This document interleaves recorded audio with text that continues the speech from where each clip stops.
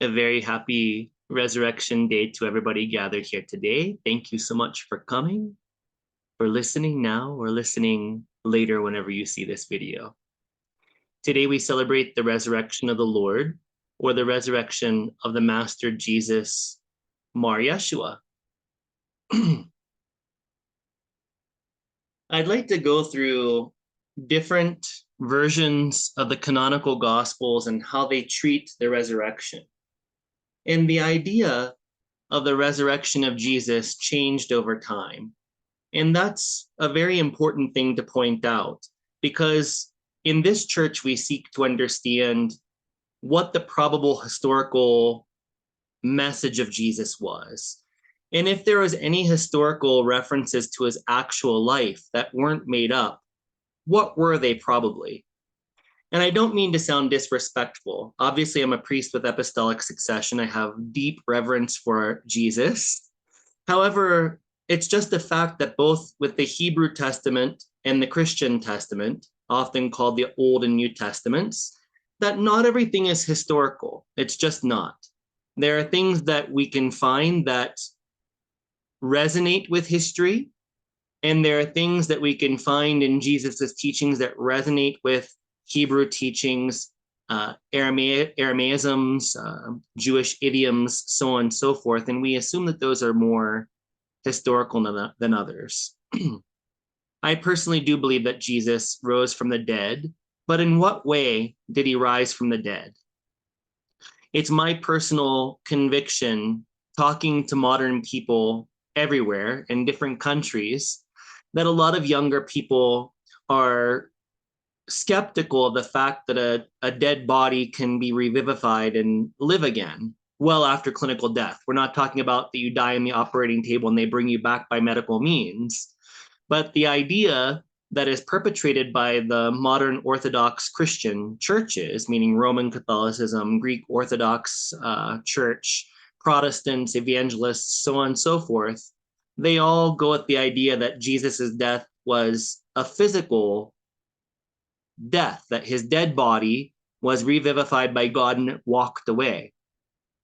That is the common teaching and understanding of Jesus's resurrection. And indeed, that's what it became, but indeed, that's not what it always was. So today, I'm going to walk you through the canonical Gospels, Mark, Matthew, Luke, and John. And we're going to look at them in that order, because Mark is the oldest of the four Gospels. And then after Mark was Matthew, and then Luke, and then finally John much later. And we see in John the most physical manifestation of Jesus's resurrection. But let's look at this and we can all decide for ourselves what the resurrection of Jesus was.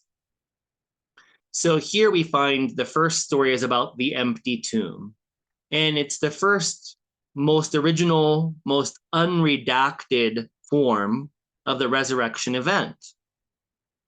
What does redaction mean? Redaction means edited, means changed, means evolved to fit a certain narrative. What is that narrative? The narrative would have been the Roman Catholic Church of olden times. But yet almost all Orthodox Christian churches follow the same idea that the Roman Catholics did way back. And that's just the fact of the matter, that Jesus rose in a physical body. Here's the first, oldest version of the story, and it's probably the most true. That's what we find. In history, especially with religion, things change and they become more and more suited to a developing dogma, a developing doctrine about Jesus. But Mark was the oldest and probably the most unaltered version that we have. So in Mark 16, verses 1 through 8, we see when the Sabbath was over, Mary Magdalene and Mary, the mother of James, which would be Jesus's mother also, because James was Jesus's biological brother. So when the Sabbath was over, Mary Magdalene and Mary, the mother of James, and Salome bought spices so that they might go and anoint him, Jesus. And very early on the first day of the week, when the sun had risen, they went to the tomb. They had been saying to one another, "Who will roll away the stone for us who will roll away the stone for us from the entrance to the tomb?" When they looked up, they saw that the stone, which was very large, had already been rolled back. And they entered the tomb. They saw a young man dressed in a white robe sitting on the right side, and they were alarmed. But he said to them, "Do not be alarmed. You are looking for Jesus of Nazareth, who was crucified. He has been raised. He is not here. Look, there's the place they laid him. But go, tell his disciples and Peter that he is going ahead of you to Galilee. There you will see him, just as he told you." So they went out and fled from the tomb, for terror and amazement had seized them. And they said nothing to anyone, for they were afraid. So this is the earliest version of the resurrection event and people going to Jesus's tomb and finding it empty. Notice very markedly that there's no vision of Jesus. There's no Jesus sighting. There's no physical resurrection of Jesus in this gospel. And isn't that an important thing to forget, right? If it happened in that way, if it was very physical, there's no way that Mark, who was the secretary of Peter, wouldn't have been aware of that. So it's a very big omission to not have a vision of Jesus, whether that be a ghost-like vision of Jesus or a physical Jesus that was resuscitated by God in his physical body. Wouldn't that be here? Wouldn't that be recorded for all of history? How would Mark, the personal disciple of Peter, the so-called rock of the church, how would his tradition not know that? So some people may be aware that there's a second alternate ending to this gospel, but the oldest scrolls that biblical scholars have available to them ends here. In other words, nothing more was said, and at a later time, there were additions to the story because this doesn't seem to make sense, does it? Right? If they were terrified, if the women, Mary Magdalene, Mary, the mother of James and Jesus, and Salome, who is Jesus' sister, if they all ran away and were afraid and they didn't tell anybody, how do we know about the story? Right? They had to have told somebody. Maybe the intention was that they told no one for a while and then later on they told them. Who knows what the actual story was, but here it says that they were so afraid that they told nobody what happened. So let's grok the story a little bit more. It's very interesting to note that women discovered the empty tomb. And that's very important to understand, both in Jewish culture and Greek culture, because all the Gospels were written by Gentile Romans who spoke Greek. And no matter what, after a person died, usually it was older women specifically that would take care of the funeral arrangements, the body, clean the body physically, anoint it with spices, so on and so forth. That was the job of women. And why did they do it when Sabbath was over? Because Jesus was taken down from the cross on Good Friday before twilight, before the Jewish Sabbath began, because you couldn't have dead bodies on crosses on Sabbath day. So they had to hurry. That's why they checked to make sure that Jesus was dead and that the people that were being crucified alongside Jesus were dead, because it was considered unholy to have executed criminals on a cross during Sabbath. So what happened was that they took Jesus's body down from the cross and they quickly just put it in a tomb. And they put it in a tomb not prepared. They just did their best to be respectful to this great Jewish master, to take him down from the cross and lay him into the tomb until Sabbath was over. And then the intention was that Sabbath ends on twilight every Saturday. Sabbath is from twilight on Friday, sunset on Friday to sunset on Saturday. So they came back as soon as they could, which would be Sunday morning, to wash Jesus's body, to anoint it, to anoint it with spices, and wrap it appropriately, according to the Jewish ancient customs. So that was the story. The women were coming because it was women's job to anoint the body with spices and prepare it for death. Men did not do this job in those days. So they came very early, and they were just very worried. How are we going to get in there? Because that rock is really big and heavy. How are we going to move it? And they saw that the rock was already moved away, and that there was a man dressed in a white robe sitting on the right side, and they were alarmed. It's very interesting to note that they say a young man. Often when you read the Hebrew Testament, often the term for an angel is a young man. So some people might actually believe that this is a young man, maybe some sort of sage or a wandering saint that saw this. But that's probably not true, because the idea of angels appearing as young men was very common throughout the Hebrew Testament, which informs all of early Christianity at least. So they were very scared because they saw an angel. It must have been overwhelming, the radiance of that being, the spiritual power emanating from that being.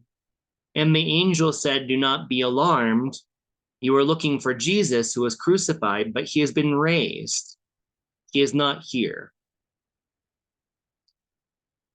So they got very scared. They ran away and they said nothing to anybody. That was the original story, and that's how it ended.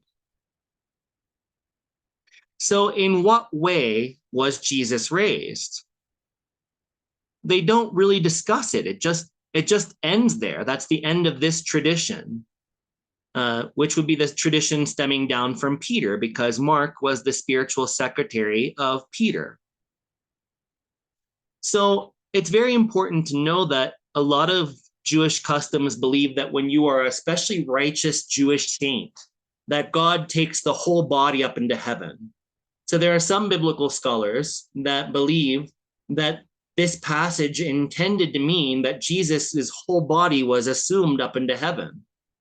And there's a lot of precedent for this. Elijah was taken directly up into heaven, his whole body. There were no bones left on earth. Enoch also was assumed directly into heaven. These great purified Jewish sages and saints. And then there was also Moses. Even though in Exodus it said that Moses died on a mountain before being able to cross into the promised land, there's a lot of Haggadah, Jewish Haggadah, that discusses the fact that Archangel Michael came down and took Moses's bones up to heaven. The idea was that if you are such a purified saint, the proof that you are such a purified high-level saint, such as Jesus certainly was, is that Jesus would take their whole body, God would take the whole body of Jesus up to heaven, and there'd be nothing left on earth to decompose because he was so holy. So this is one possible viewpoint. But we are aware that many Jewish people, not all Jewish people, did believe in a physical resurrection.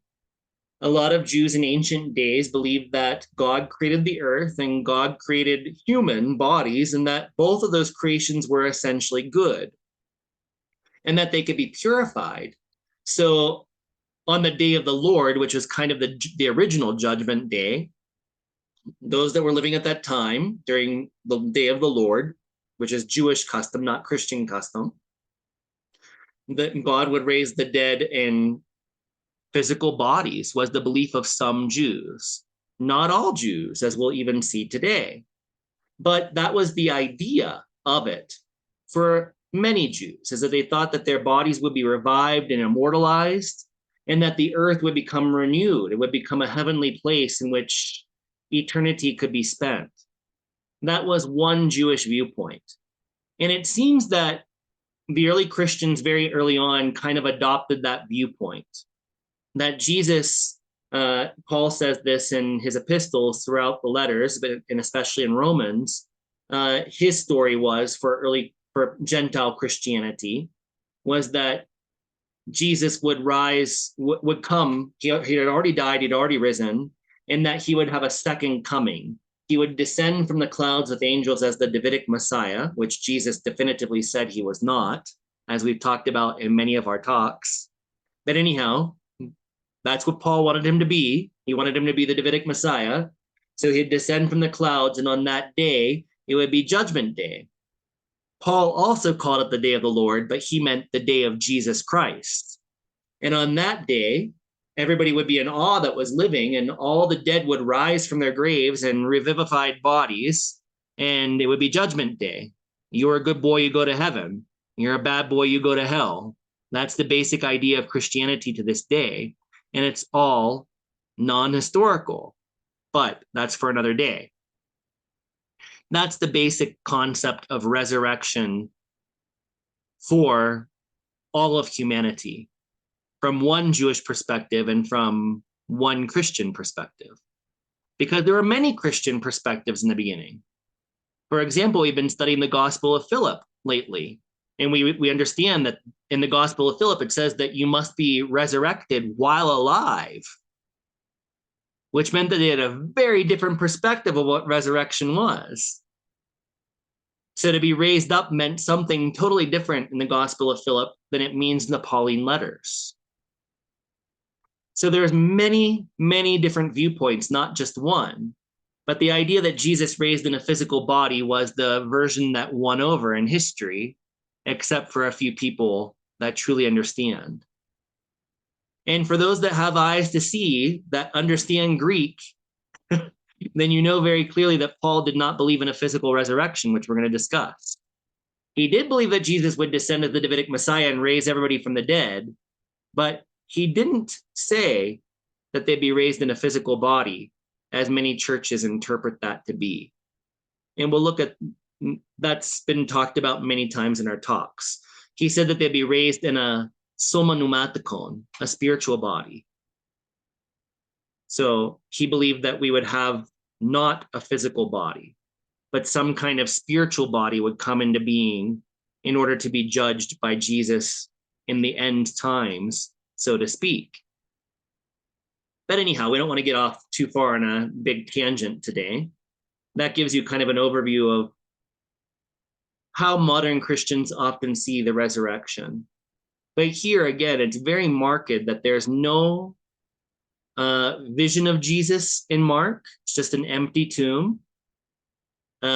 Nobody touched a physical body of Jesus, as we see develops throughout the gospel accounts as the gospels age, as they're developed in later and later times. So this is probably the most accurate version that we have of the resurrection story. Next, we get Matthew's version of the story. In Matthew 28, 1 through 8, it's very, very similar to the Markan narrative. But now the women see the resurrected Jesus. So there's actually a vision of Jesus in this one, whereas there is no vision for Mark. So this is that's the major difference to understand. So in Matthew 28, 8 through 10, it said, so they, the women, left the tomb quickly for fear and great joy, and ran to tell his disciples. And suddenly Jesus met them, the women, and said, greetings. And they came to him, took hold of his feet, and worshiped him. Then Jesus said to them, do not be afraid. Go and tell my brothers to go to Galilee. There they will see me. So that's a major difference. If Mark understood this, and Mark was the secretary of Peter, the rock of the church, the head of the church according to the canonical gospels, then don't you think he would have known this story? It seems very unlikely that they wouldn't have remembered that, or that they wouldn't have wanted to share it publicly, because certainly they wanted their religion to spread from a very early time, and that's a major, shocking story that would have spread like wildfire in an oral tradition, but yet it wasn't there. Also in Matthew, we see some other important things.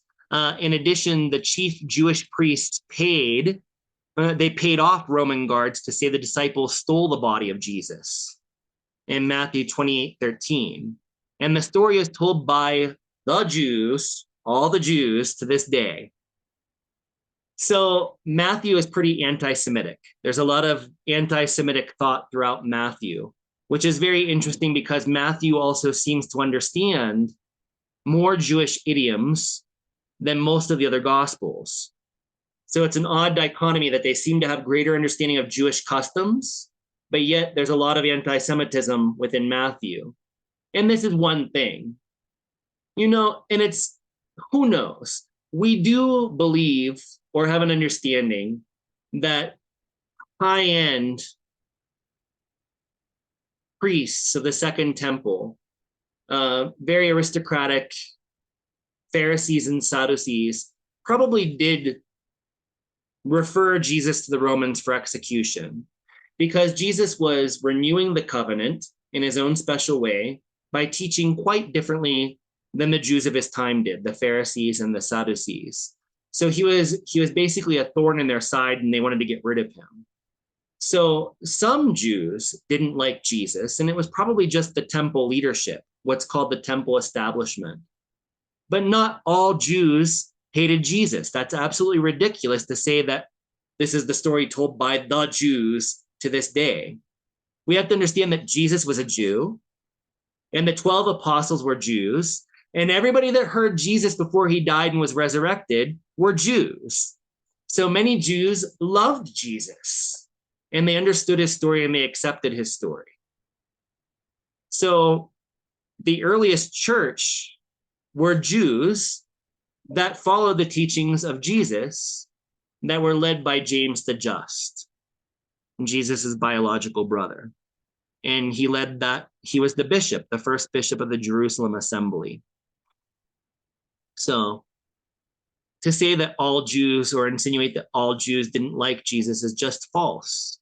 In fact, he would be kind of like a Hollywood star. When he walked the streets, people would plan to come see him because he was such a figure.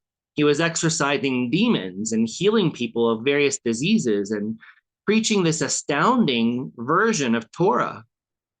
So everybody wanted to see him. Many people were interested in him.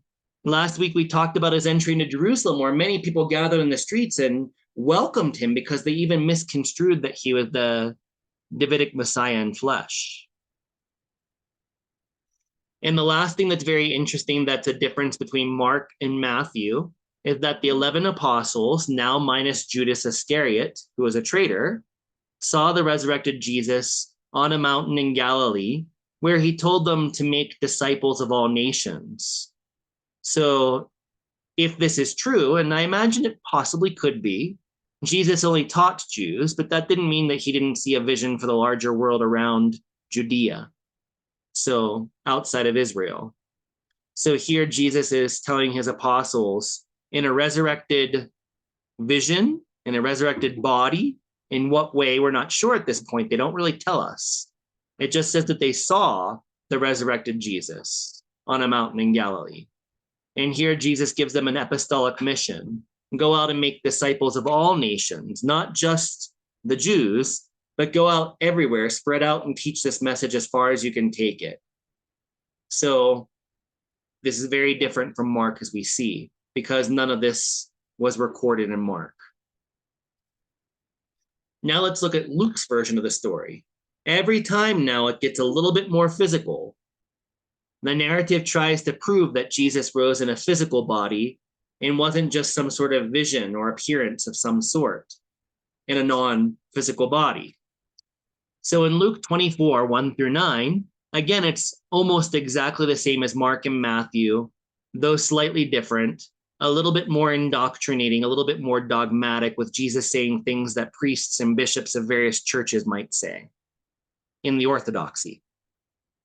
One key point of dissonance between Matthew and Luke is that the women did not see the resurrected Jesus. They went and discovered the empty tomb, but they were not good enough. They were not good enough to see Jesus. So now we start to see the church moving away from women, and disempowering women is what we see here, right? Luke, we have to understand, was associated with Paul. He was a disciple of Paul. And early on in Romans, we see and also in just authentic letters of Paul. That's too much to get into now, but there are authentic letters of Paul, and there are letters that are much later than what Paul would have lived to write that were probably written by Paul's disciples. When you read the actual letters of Paul, he actually praises women heavily. And he actually mentions that there are certain women that lead home temples, home churches, because most of there weren't churches back then as we see them today. Everybody gathered privately in their homes where they'd do the Eucharist, right? Or a table seder of some form where they offered bread and wine, according to the ancient Jewish customs of Melchizedek. But over time, as the letters became less authentic, you start seeing women not being able to speak in church, that they couldn't do anything, that they had to be, under their husband's thumb. All of that is not historical. Jesus obviously revered women. Just read the scriptures. Mary Magdalene was very close to him. The other Mary, that was not Mary Magdalene, the sister of Martha. Obviously, they were great close disciples of his. The woman at the well, the Samaritan woman, he accepted as a disciple. So Jesus was very women friendly. And he was one of the first Jewish masters that we know in history that accepted women disciples at all, because Jewish rabbis and later rabbis did not accept women as disciples. Jesus did. And apparently so did Paul, because his authentic letters show him empowering women to be leaders of churches, Pauline Gentile churches. But later on, as the letters became inauthentic and written by later developing church ideas, women were becoming a little bit too powerful. Can't have that, right? Not in a patriarchal society. So they started to say that women had to be silent and wear veils over their head and only speak when spoken to. And it seems that Luke now is running with that idea in his gospel, because Luke was a protege of Paul. So he's taking on these later ideas of the Pauline epistles, the inauthentic Pauline epistles. But that is a major point of difference between Matthew and Luke. In Matthew, it's clear that the women saw Jesus and Jesus spoke to them. And in this gospel of Luke, the women did not see Jesus at all. So who's right? Who's telling the truth? Only one of them can be telling the historical truth, right? So which is it? After Peter and the man confirmed Jesus missing, and the men, pardon me, after Peter and the men that were with him confirmed that Jesus was missing, later that day, two of them, it doesn't say who, but one of them is Cleopas, which is the uncle of Jesus, saw Jesus, but could not immediately recognize him. So after Jesus' resurrection, he either has the ability to shapeshift, or his appearances just looked different in whatever way they were seeing him. Mary Magdalene has the same issue in the Gospel of John, which is next. That after this resurrection, whatever it was, and however he was appearing to some disciples, for some reason they couldn't recognize their spiritual master that they would have been very familiar with. So it's a very interesting statement to make. And we find that in Luke 26:13-32. And clearly, women are not capable of seeing Jesus in this Lucan narrative. The women had said they saw an empty tomb, but they did not see him, which is clarified in Luke 26:24. There is a confirmation from Jesus that the Messiah must suffer as he did, meaning now we're starting to put dogma and church thought and theology into Jesus's mouth. There is a description of a sudden manifestation of Jesus appearing to his disciples, which was not in Matthew or Mark. When they broke bread, when they were having a table seder and remembering Jesus, he just suddenly appeared in the room. He materialized. And the disciples were mortified. In Luke 26:37, it says they were startled and terrified and thought that they were seeing a ghost, because Jesus had died and the tomb was empty. So he just popped in there. He didn't walk through the doors. He just materialized his body. So they assumed that they saw a ghost. And that's not something that the writer of Luke wanted to accept, that this was some kind of vision or apparition. But Jesus tells them not to be afraid of him being a ghost. He says, touch me and see, for a ghost does not have flesh and bones as you see that I have. Luke 26:39. And they also fed him, 26:41 through 43. Why? Because the developing theology and Christology at this time was trying to prove that Jesus rose in a physical body. Now he has definite flesh that you can touch and you could feed him. A ghost doesn't need to eat, does he? So at this point, this is the first point in the chronological order of the canonical gospels that we see Jesus's resurrection described as distinctly physical. And then it's reported that Jesus traveled with his disciples in this physical resurrected body in Bethany before ascending to heaven, as recorded in Luke 26:50 through 51. Finally, we come to John's version of the story. Here, Mary Magdalene becomes very, very important, which is very interesting because the church likes to call her the repentant prostitute, right? And quite simply, it's just the fact that by this time, the church was a patriarchy and they didn't accept women. And it's very clear that Mary Magdalene was a very advanced disciple of Jesus. We could determine this by simply reading the canonical gospels, and also there are many other non-canonical and probably authentic stories about Mary Magdalene, such as the Gospel of Mary found at Nag Hammadi. But anyhow, in John's version of the story, Mary Magdalene becomes very important. There is distinctly no angel declaring the resurrection when she finds the empty tomb. So Mary Magdalene finds an empty tomb. There's no angel there saying that Jesus was resurrected in any special way, in any form. And she runs to notify Peter, John the Beloved, and others unnamed. And they all run to the tomb and see it empty. And then they leave because nobody sees a vision of Jesus up to this point. And then Mary is just totally despondent because her spiritual master is gone. Not only is she traumatized because she watched him die on the cross and she had to put his body into a tomb, but now it seems that her expectation is that somebody has stolen his body. So she is just crushed. She's weeping outside the empty tomb, and then she becomes aware of somebody near her. And this is described in John 20:11 through 16. But Mary Magdalene stood weeping outside the tomb. As she wept, she bent over to look into the tomb, and she saw two angels in white sitting there.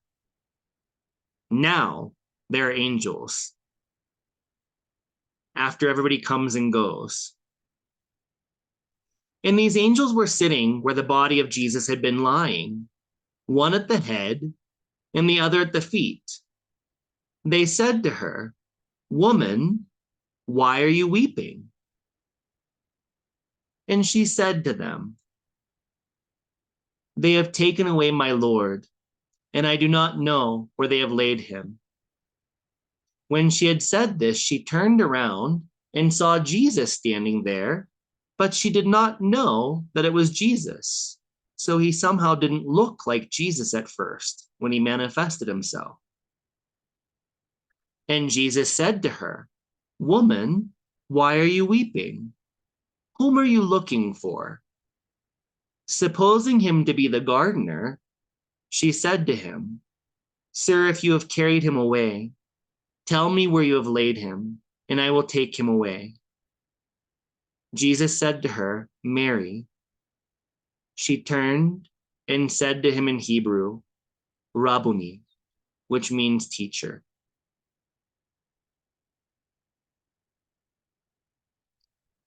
So here Mary goes through a whole experience. She goes to anoint the body of Jesus early Sunday morning after the Sabbath, and there's no angels there, and Jesus is missing. She runs to tell Peter, John the Beloved, and other male disciples of Jesus that the tomb is empty. They come, see it empty, have no visionary experience. And then Mary is just totally bereft.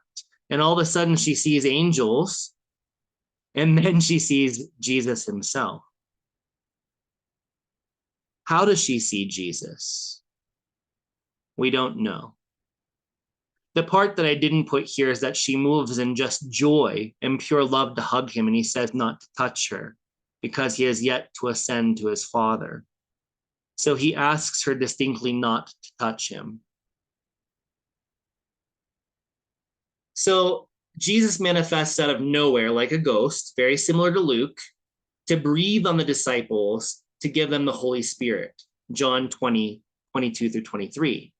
And this is very distinct because in John, all the doors are locked because people are looking for them.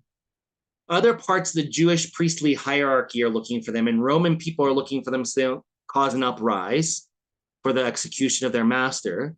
So they are locked in a house at an undisclosed location with the doors locked. And Jesus just manifests out of nowhere. How did that happen? And he breathes, which is one way of saying that he is physical, because how could a ghost breathe, right? A ghost doesn't have a body. A ghost doesn't need to breathe. So this is one hint that Jesus is more physical than in the earlier accounts of, say, Matthew.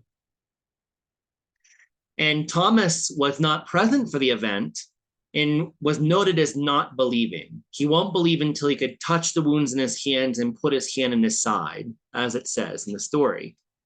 Then Thomas is reported later on as placing his hands in the physical wounds of Jesus. And this is done to prove the physicalness of Jesus.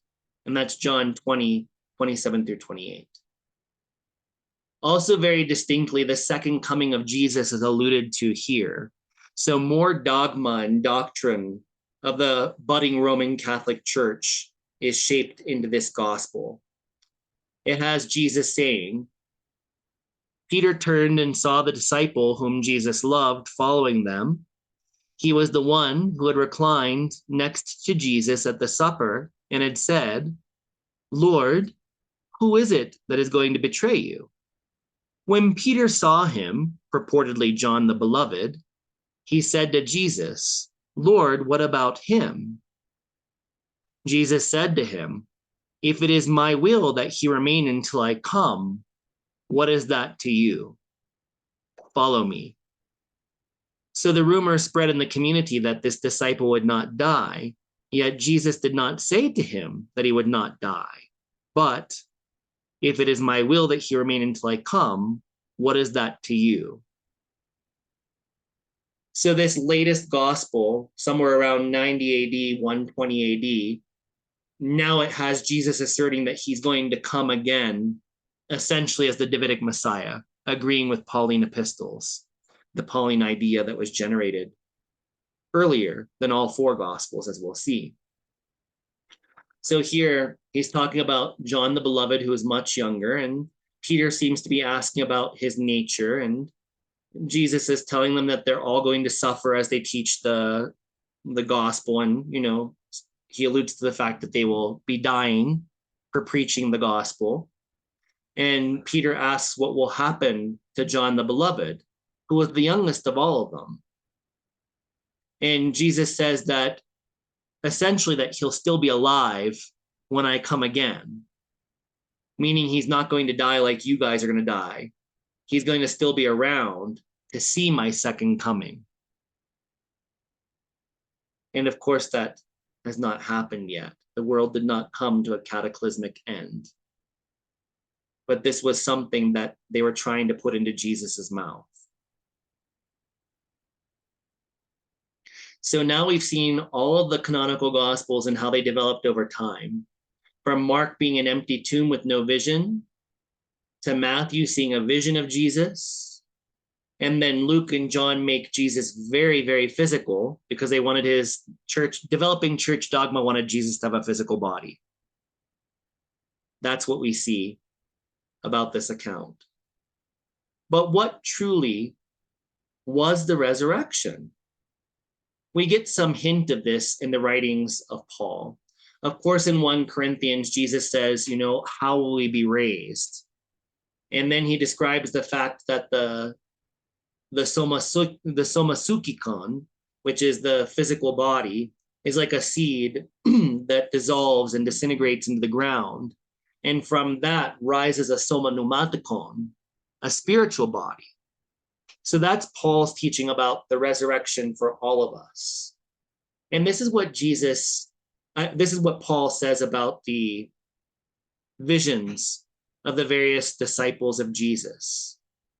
And it's very important because it's the earliest form of the letters, because the authentic letters of Paul were written between 50, 60 AD.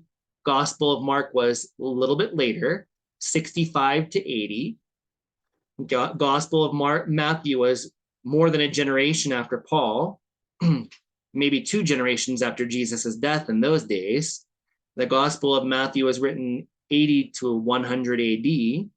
Gospel of Luke was written 80 to 130 AD. Notice how late that is. And then the Gospel of John is probably the last of the 4 Gospels, and they assume that because it has the most developed theology and ideas about Jesus.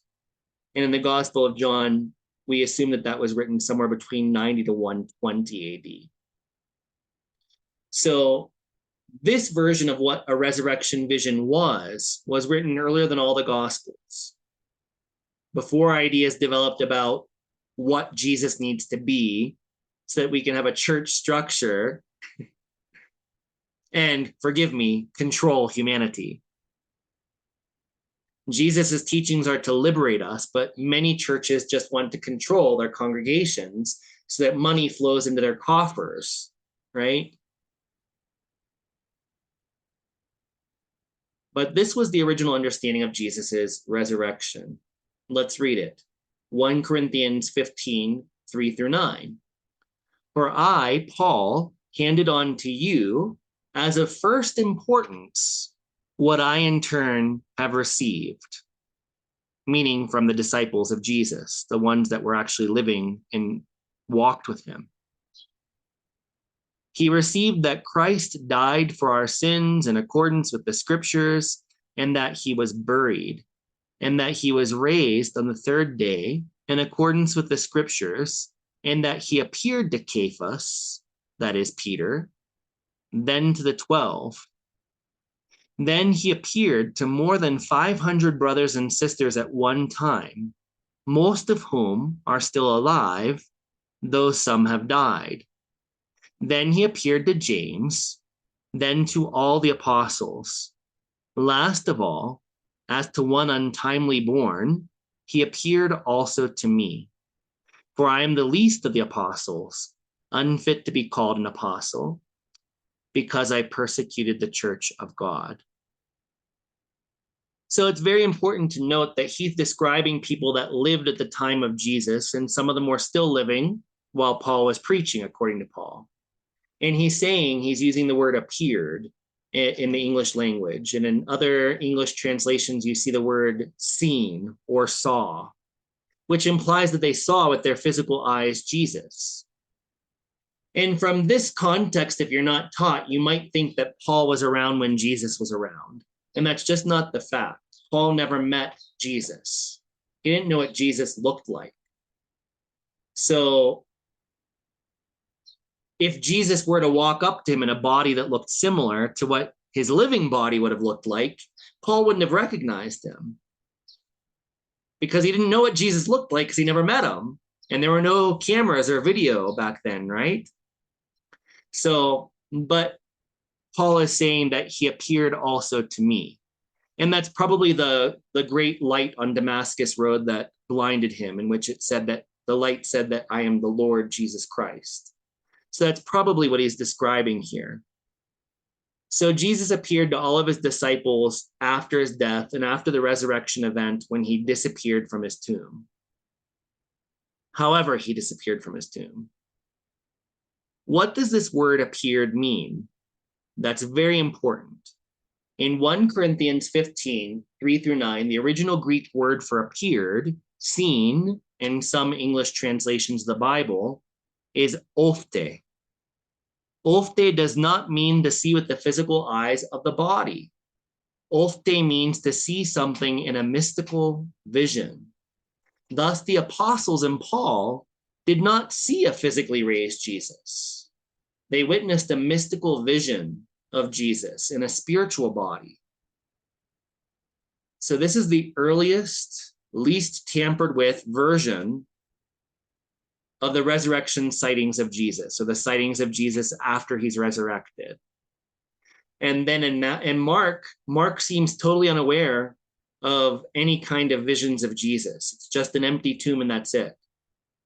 And then Matthew, Luke, and John seem to understand this story, and they spin Jesus into a more physical, very physical resurrection, which is probably not historical.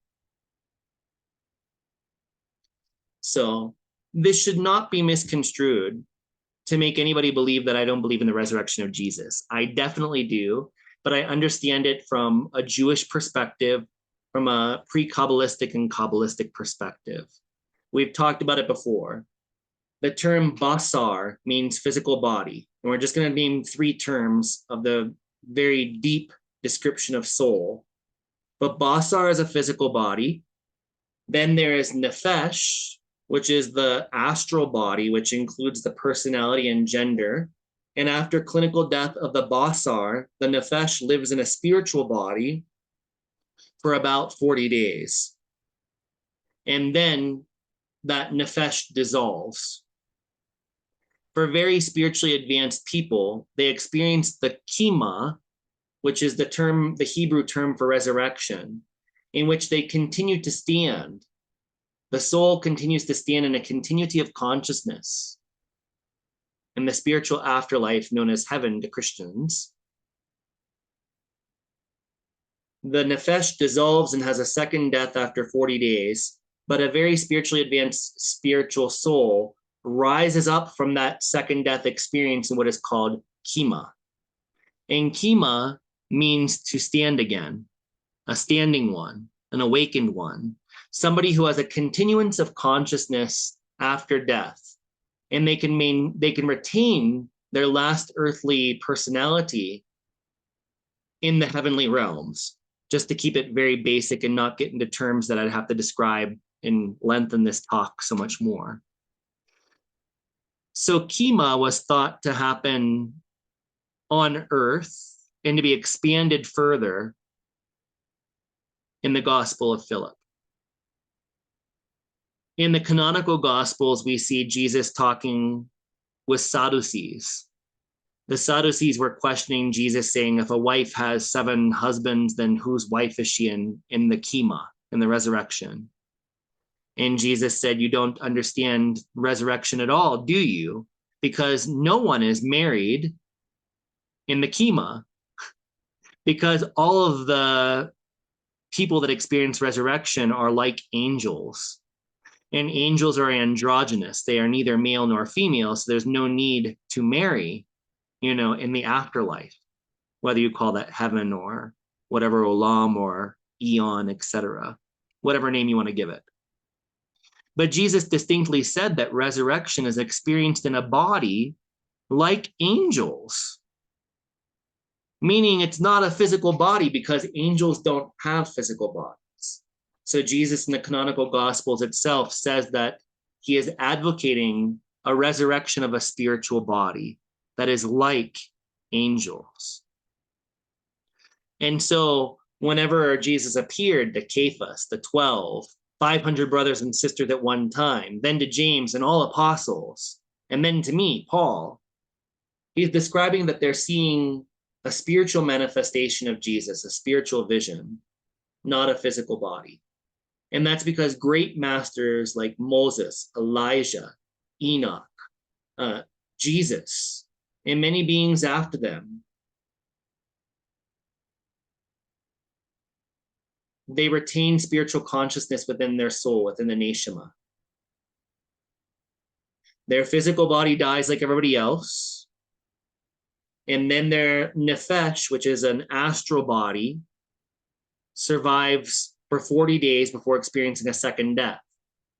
However, elevated tzaddikim, perfected Jewish sages, or perfected spiritual saints of any tradition, retain their consciousness and it's enshrined in the neshama, which is the soul. And that continuance of consciousness is called the resurrection of consciousness. It's a resurrection of personality and spiritualized consciousness that survives the death of the body and that navigates the heavenly realms in various ways according to various traditions. It is a rising up from physical existence to spiritual existence. And that is the resurrection that Jesus attained, which can only be attained by the greatest of masters, of purified beings. Most of us will die a clinical death and leave our basar, experience the nefesh for 40 days, experience a second death of the nefesh, and then we have to be reborn to continue our spiritual progress. But for people that have already attained God, have completely purified their heart and consciousness, they don't necessitate another incarnation on earth. As Jesus is recorded as having said in Revelation, I will make you a pillar in my Father's kingdom, and you will go no more out, meaning you will not go out of heaven and take on a physical body to continue spiritual progress, spiritual purification of the soul, because it's for those who have conquered the evil, the evilness of our tendencies, and they've conquered the ego, and they've conquered the desires of the body and body comforts and body limitations. That is the one who Jesus says conquers, and they become a pillar, an unmovable thing in my Father's house, and he or she will go no more out. And it's the great beings of the Kima, of the resurrection, that are part of the communion of saints, that are part of the Son of Mankind collective Messiah. Let us continue with the liturgy of the Chalice.